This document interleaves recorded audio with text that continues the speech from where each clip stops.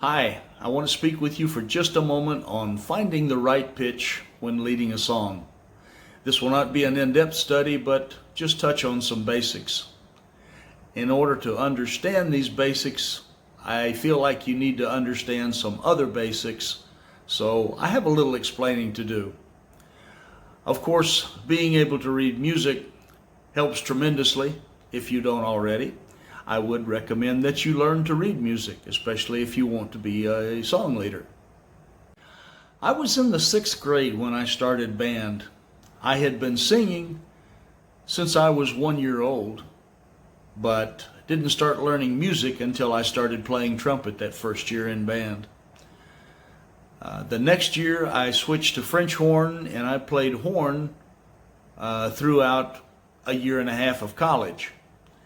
Now, during all that time, the only music I ever played was printed on round notes. The only place I ever saw shaped notes was in some of the hymnals that we used at church. Now, most of the hymnals we use today are printed with shaped notes, and I have to say that reading shaped notes is much easier, but you still have to know what the notes are.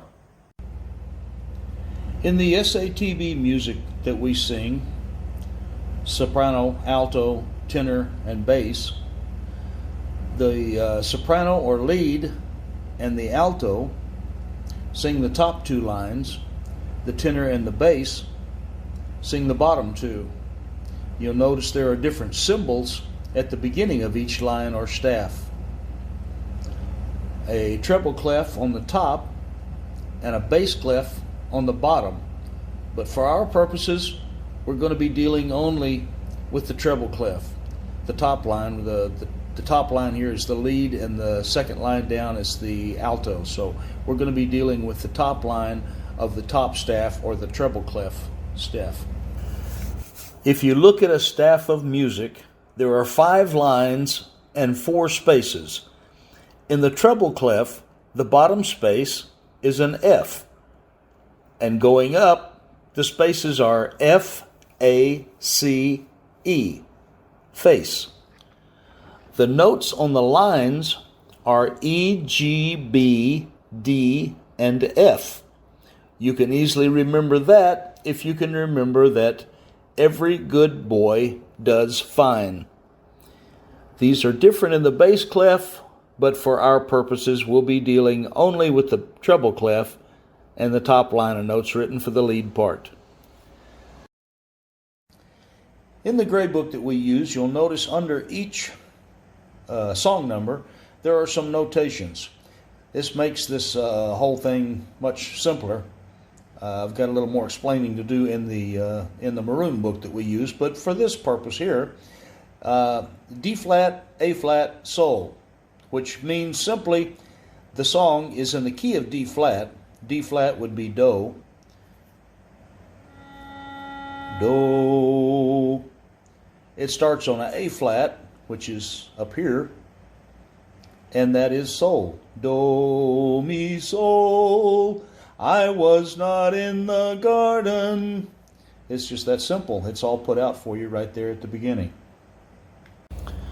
Using shaped notes, you know that the triangle shaped note is always do, no matter what key you are in. Songs that have no flats or sharps are in the key of C, and so C would be our do. Some songs have 1, 2, 3, or even more sharps or flats. Knowing that 1 flat is in the key of F, 2 flats is the key of B flat, or 1 sharp is the key of G, is all a part of learning music, but you don't necessarily have to know that as long as you know that the triangle-shaped note is do, and you can figure out what that note is if you remember face and every good boy does fine. When you find do, you can move from there to your starting note. As you've already learned, almost all of our songs start on either do, mi, or sol. You can either jump from do to sol, do, sol, Or if you're not comfortable with that, you can walk up to it like do, re, mi, fa, sol. Sometimes your starting note is sol below do. Do, sol. In that case, you could even walk down to it. Do, ti, la, sol. There's probably more I could tell you, but I hope at least this will get you started. Now, this is not just suddenly going to be in your head. Like anything else, it takes practice. So whenever you have a moment to yourself, do yourself a favor. Practice. Thank you for listening.